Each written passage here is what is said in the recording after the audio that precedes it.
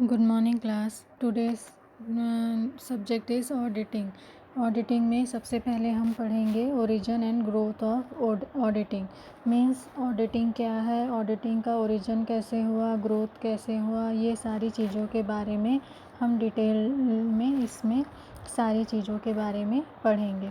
सबसे पहले ऑडिटिंग क्या है, meaning of auditing. Meaning of auditing means generally जब साल भर का हम अकाउंट बनाते हैं तो ईयर के एंडिंग में हम एक बार दूसरों से के थ्रू कंफर्म कराते हैं कि हमने जो साल भर जितने भी अकाउंट से रिलेटेड एंट्री वगैरह की हैं वो सारी एंट्रीज़ सही हैं, रूल्स के अकॉर्डिंग है, और पर्टिकुलर जितनी भी एंट्री हुई हैं उन सारी एंट्रीज़ की हमारे पास रिसिप्ट है।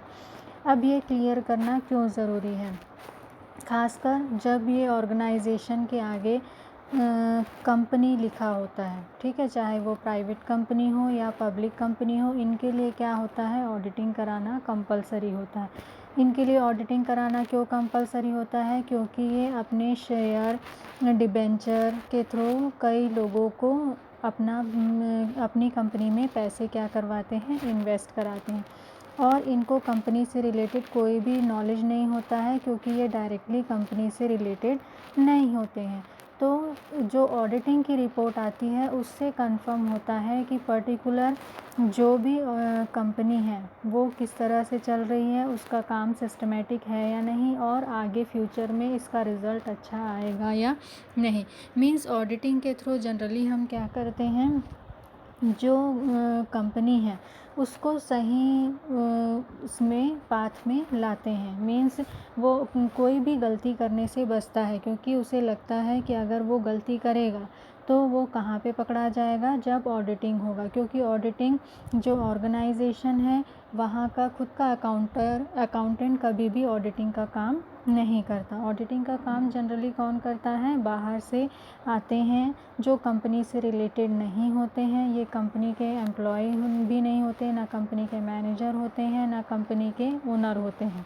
ये टोटली बाहर से आते हैं और कंपनी से रिलेटेड सारे अकाउंट्स को चेक करते हैं और उसके अकॉर्डिंग फिर एक रिपोर्ट तैयार करके सबमिट करते हैं, जिसमें सारी चीज़ें क्लियर होती हैं कि एक्चुअल में अभी कंपनी की कंडीशन क्या है, उसने क्या चीज़ें गलत बताई, क्या चीज़ें सही बताई, सारी इन्फॉर्मेशन किस में होती है, रिपोर्ट में होती है।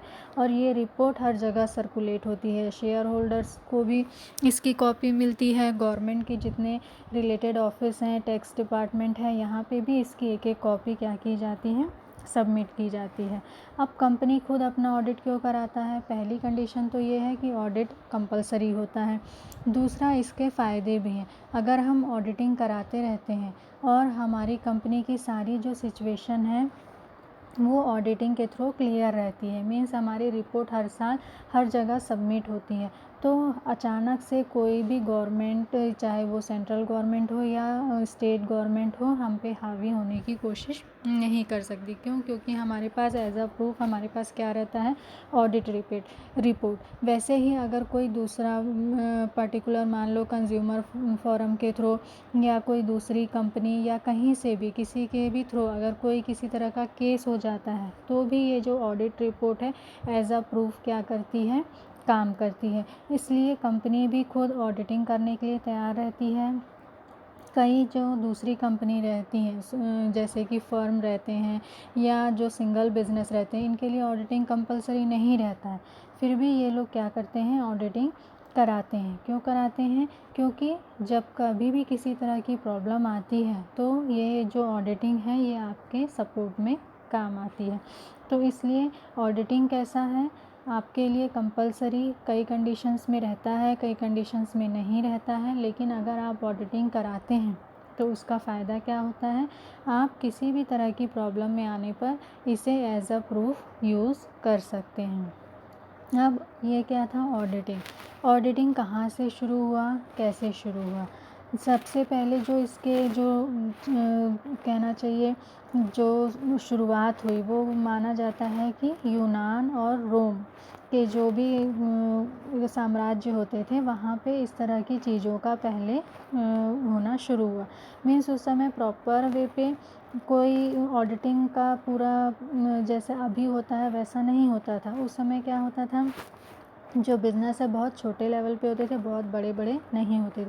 तो जिनका भी जो भी बिज़नेस रहता था वो क्या करता था, उसके अकॉर्डिंग अपनी सारी जो कहना चाहिए उनके अकाउंट्स हैं उनका अनाउंस यानी मुंह से बोलते जाता था। और सामने वाला जो इन सारी चीज़ों को समझता है, मीन्स ये कौन होता था, उस पर्टिकुलर जो भी राज्य है या गांव है उसका मुखिया होता था या राजा होता था वो, या उसका मंत्री होता था। और ये क्या करते थे, इन सारी चीज़ों को सुनते थे और सुनने के बाद डिसाइड करते थे कि इन्होंने जो कुछ भी सारा काम किया वो सही किया कि नहीं किया। तो ये एक्चुअली क्या है, ऑडिटिंग की शुरुआत थी। फिर उसके बाद और भी इसमें बहुत सारे चेंजेस होते गए। फिर उसके अकॉर्डिंग बहुत सारी चीज़ों में और भी बदलाव हुए। खुद इंडियन कल्चर में भी कई जगह जितने भी राजा महाराजा होते थे उनके यहाँ भी इस तरह का ऑडिट का सिस्टम होता था। ऐसा नहीं है कि उस समय भी ऑडिट का सिस्टम नहीं होता था, बस ऑडिट वर्ड यूज़ नहीं होता था, लेकिन इससे रिलेटेड सारे जो कंडीशन अभी हम अप्लाई करते हैं उस समय भी अप्लाई होती थी। इवन ये ऑडिटिंग की रिपोर्ट उस समय उनके भी काम आती थी जब उन पे किसी तरह का केस हो जाता या कुछ भी उन पे प्रॉब्लम आ जाती थी। तो इस तरह ये शुरू कहाँ से हुआ, यूनान रोम से शुरू हुआ। इंडिया में भी इसके सारे कंडीशंस दिखते हैं। राजा महाराजा जितने गुप्त वंश हैं या दूसरे अलग अलग कल्चर थे उस समय, उसमें भी ये सारी चीज़ों के कंडीशंस अप्लाई होते थे। लेकिन एक्चुअल में मीन्स जो हमें रिटर्न उसमें मिलता है कि कहाँ से इन सारी चीज़ों की शुरुआत हुई, तो इसका मेन जो शुरुआत हुआ था वो कहाँ हुआ था, इटली में हुआ था। ठीक है, इटली में डबल एंट्री सिस्टम शुरू हुआ। डबल एंट्री सिस्टम शुरू हुआ तो उसका सभी लोगों को लगा कि इसका जो है एंट्री है बिल्कुल सही है या नहीं है, इसको चेक करने के लिए पर्टिकुलर एक कंडीशन होनी चाहिए। तो इस कंडीशन के अकॉर्डिंग कौन सा ये अप्लाई हुआ, ऑडिटिंग अप्लाई हुआ। फिर ये चीज़ें इंग्लैंड में भी शुरू हुई। इंग्लैंड में भी ऑडिटिंग का काम शुरू हो गया 1844 से। वहाँ पे भी कंपनी के लिए ऑडिटिंग कराना कंपलसरी कर दिया गया। फिर इंग्लैंड के थ्रू ये कहाँ पे आया, इंडिया में आया। जनरली इंडिया के जितने ये रूल्स और रेगुलेशंस हैं वो किसके अकॉर्डिंग बने हैं, इंग्लैंड के अकॉर्डिंग ही बने हैं। तो इंग्लैंड में 1880 में इंस्टीट्यूट ऑफ चार्टर्ड अकाउंटेंट बना। ठीक है, तो ठीक इसी के बेस पे इंडिया में भी यही कंडीशन अप्लाई की गई। शुरू में इंडिया में ये सारी चीज़ें नहीं थी, लेकिन जब ब्रिटिशर्स आए तो उन्हें जब अपना बिज़नेस यहाँ पे फैलाया तो उनको यहाँ पे भी इस तरह की कंडीशन की ज़रूरत लगी और उन्होंने यहाँ पे भी ये सारी जो चीज़ें हैं सेम अपने लॉ के अकॉर्डिंग ही क्या करी, अप्लाई करी। और यहाँ पे भी रूल्स रेगुलेशन सारे वही थे। और जो इंडियन है उसे भी अगर ऑडिटिंग का काम करना है तो उसे भी डिग्री के लिए कहाँ जाना पड़ता था, ब्रिटिश या इंग्लैंड जाना पड़ता था। फिर उसके बाद इंडिया में भी उसी तरह की कंडीशंस को अप्लाई करी गई और इंडिया के में ऑडिटर सर्टिफिकेट रूल्स बनाए गए और उसके थ्रू जो इस बोर्ड का मेंबर होता या जो इन सारी चीज़ों को समझ के एजुकेशन पूरी करता उसे भी ऑडिटिंग करने के लिए दिया जाता। कहाँ पे, इंडियन कंपनी में। फिर उसके बाद आया कब, जब हमको आज़ादी मिली। आज़ादी मिलने के बाद जो ब्रिटिशर्स ने बनाया था चार्टर्ड अकाउंटेंट एक्ट, उसी को फिर से प्रॉपर वे पे इंडियन कंडीशन के अकॉर्डिंग चेंज करके ये एक्ट को फिर से अप्लाई किया गया। कब अप्लाई किया गया, 1949 में अप्लाई किया गया। फिर उसके बाद इसमें भी जो रूल्स और रेगुलेशन थे सारी चीज़ें बनाई गई।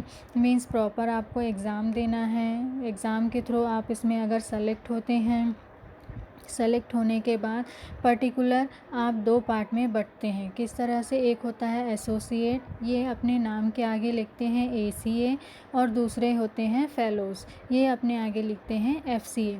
ACA कौन होते हैं? जो इंस्टीट्यूट के सदस्य होते हैं और उनका रजिस्टर में नाम लिखा होता है, ठीक है। और एसोसिएट फेलोवर FCA कौन होते हैं?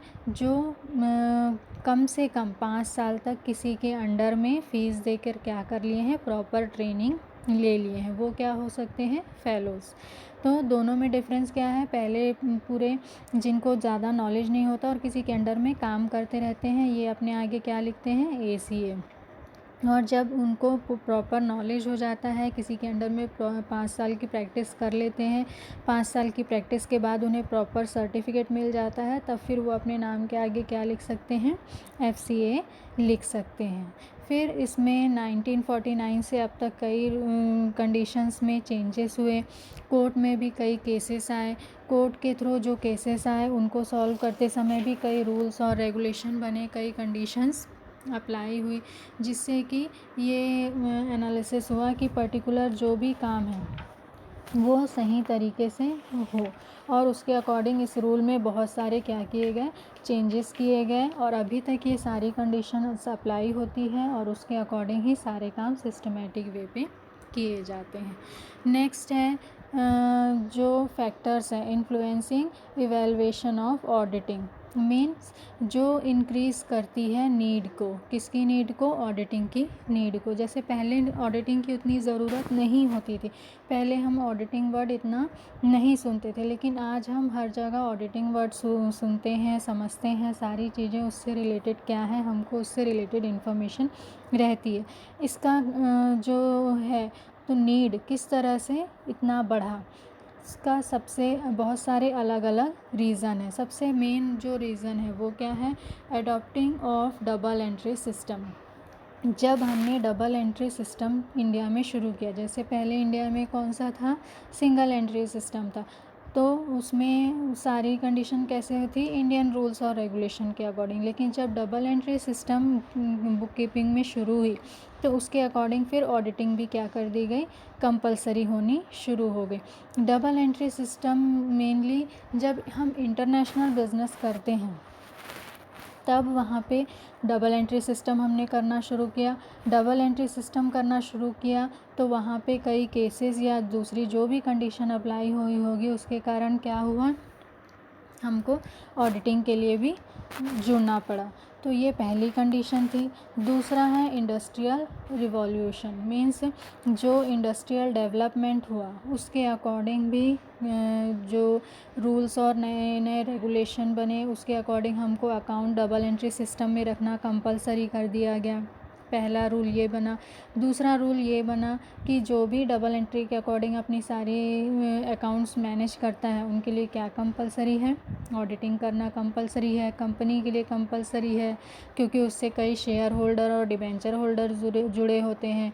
फ़र्म के लिए इसलिए ज़रूरी हो गया क्योंकि फ़र्म में कई मेंबर रहते हैं, और जब भी किसी एक की डेथ हो जाती है या किसी तरह की कोई भी प्रॉब्लम हो जाती है, कोई नया मेंबर जुड़ना है या कोई पुराना मेंबर छोड़ना चाहता है, तो उस समय उनको कई प्रॉब्लम होती थी।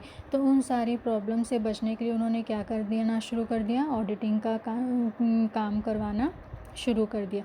टैक्स से रिलेटेड कई प्रॉब्लम आते थे, उससे बचने के लिए भी कंपनी ने क्या किया? ऑडिटिंग करना शुरू कर दिया, जिससे कि उसकी रिपोर्ट उनको हर तरह से बचाने में काम आए। फॉर एग्ज़ाम्पल किसी भी तरह के केस होते हैं, उसमें अचानक किसी पार्टनर की डेथ होती है, उस समय जब आपको अपना बिज़नेस दूसरे को बेचना है उस कंडीशन में भी, प्लस किसी भी तरह का टैक्स आता है तो उस कंडीशन में भी ये जो ऑडिट रिपोर्ट है आपके बहुत ज़्यादा क्या आती हैं? काम आती है। फिर नेक्स्ट है सोशल ऑब्जेक्टिव ऑफ बिज़नेस। कोई भी ऑर्गेनाइजेशन सिर्फ अपने लिए सोच के काम नहीं करती, उसके कुछ सोशल ऑब्जेक्टिव भी होते हैं जिसमें वो अपना कुछ खर्चा करती है, ठीक है। तो इन सोशल ऑब्जेक्टिव को पूरा करने के लिए भी कई तरह की कंडीशंस वो लोग अप्लाई करते हैं, और इससे उनका प्रॉफिट भी क्या होता है? इंक्रीज़ होता है। तो इसमें भी क्या चीज़ एक ज़रूरी हो जाता है, ऑडिटिंग, जिससे कि हम दिखाएं कि हम कौन से सोशल वर्क करते हैं और उसके क्या क्या फ़ायदे होते हैं। तो इन सारी चीज़ों को भी प्रॉपर दिखाने के लिए मेनली क्या किया जाता है, सोशल ऑडिट कंपनी द्वारा कराया जाता है। फिर उसके बाद नेक्स्ट है कोर्ट के थ्रू जो भी डिसीजन आते हैं, कोर्ट के थ्रू जो भी डिसीजन आते हैं उसके कारण भी कई बार क्या होता है, ऑडिट करना कंपलसरी हो जाता है और फिर कंपनी अपना ऑडिट करवाने लगती है। ठीक है, तो और भी कई ऐसी चीज़ें होती हैं जब हम इंटरनेशनल लेवल पे बिज़नेस करते हैं या इंटरनेशनल लेवल के जैसे WHO वगैरह हैं, इनके रूल्स और रेगुलेशन फॉलो करते हैं अकाउंट से रिलेटेड। और इंटरनेशनल लेवल पे जब आप बिज़नेस करते हो खासकर, तब आपको हर एक चीज़ वेल उसमें रखनी पड़ती है, आपको हर एक चीज़ का नॉलेज है ये भी प्रेजेंट करना पड़ता है आपको। जब किसी भी इंटरनेशनल बिज़नेस से जुड़ते हो तो वहाँ पे भी ऑडिट रिपोर्ट वगैरह दिखानी कंपलसरी होती है कि आप किसी तरह का गलत काम नहीं करते, सही काम करते हैं और आपके कंपनी की रिपोर्ट या कंडीशन हमेशा कैसी है, अच्छी है। तो ये सारी चीज़ों में सपोर्ट कौन करता है, ऑडिट रिपोर्ट करता है।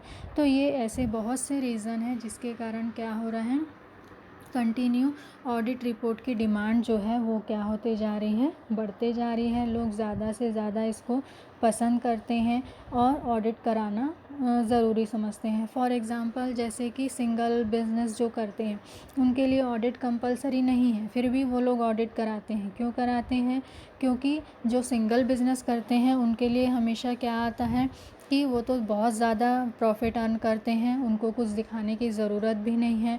और कई बार कंज्यूमर फोरम की तरफ से या कस्टमर की तरफ से या किसी पर्टिकुलर दूसरे की तरफ से उन पे हमेशा केसेस होते रहते हैं कि इन्होंने ऐसा अमाउंट छुपाया, वैसा अमाउंट छुपाया, या उन्होंने सही टैक्स पे नहीं किया। खासकर जो टैक्स डिपार्टमेंट वाले हैं उनसे उनको बहुत प्रॉब्लम क्रिएट होती है।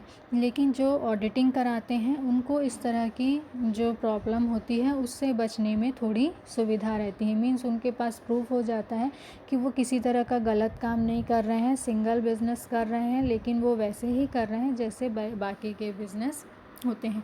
तो ये सब क्या है, कई चीज़ें हैं जो हमको क्या करती हैं, ऑडिटिंग में सपोर्ट करती हैं। तो ये क्या है, ऑडिटिंग क्यों इम्पॉर्टेंट है, प्लस ऑडिटिंग का डेवलपमेंट कैसे किस किस कंडीशन में हुआ और आज वो हमारे लिए कितना इम्पॉर्टेंट है। आगे की डिटेल हम नेक्स्ट चैप्टर में पढ़ेंगे। Thank you.